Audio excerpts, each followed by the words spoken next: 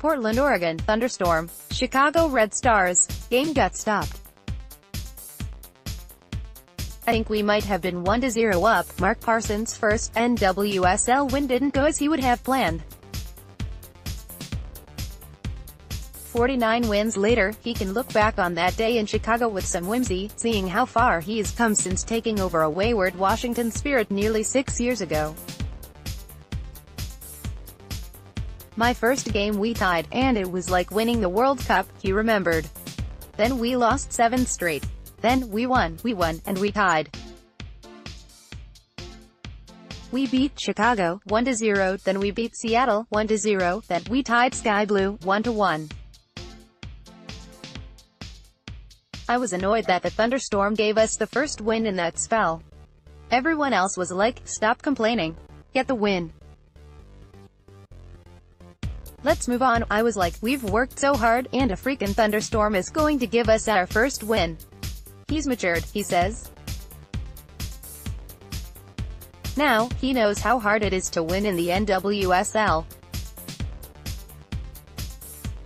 Though he may have taken that August 7, 2013, victory for granted, at the time, his 5 years in charge of the Spirit and Portland Thorns FC have taught him the value of every W. You grab wins wherever you can grab wins in this league, he says, now, admonishing the man who inherited the first-year Spirit.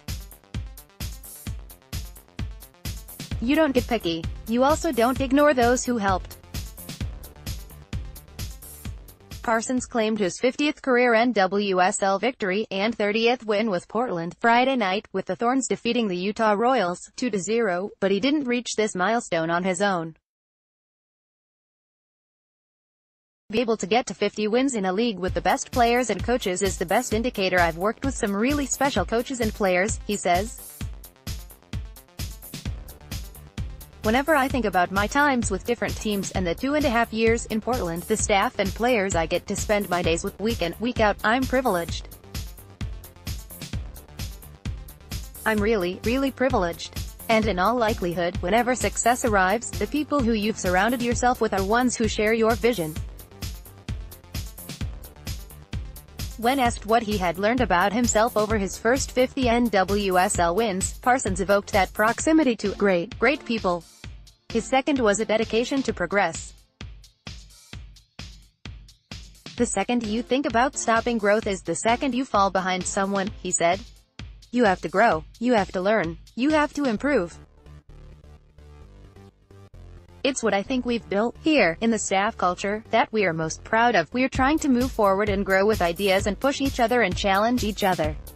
It's a goal that mimics the trends of the league itself. From the time he took over in Washington, Parsons has seen the league around him grow, from the spark of its 2013 launch to the formative stage it's reached in its 6th season.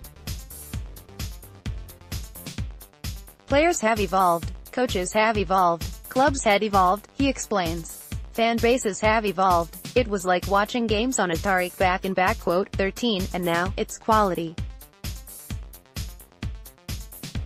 Everything has grown.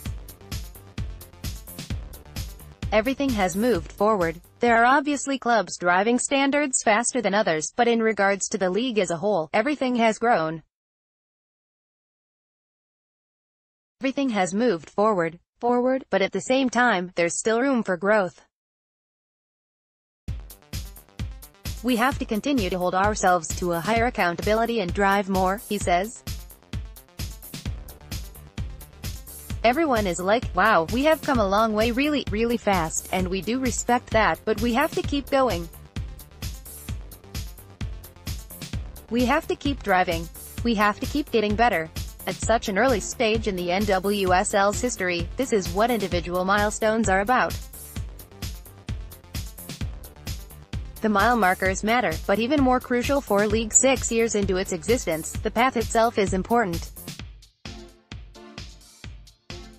The number 50 means nothing without the value built into it, and increasingly, that value entails keeping up with the most competitive league in women's professional soccer.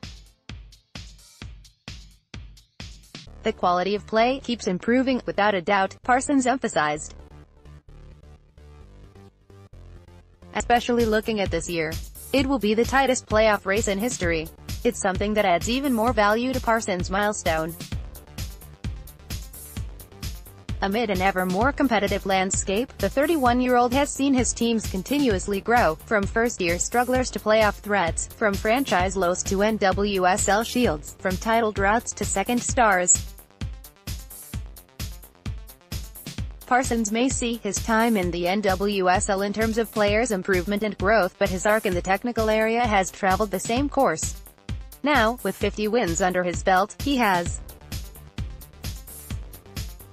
to demand of himself the same things he'd want on the training ground: stay hungry, be eager to learn, and be even better at the 100-win mark than you were when you reached this milestone.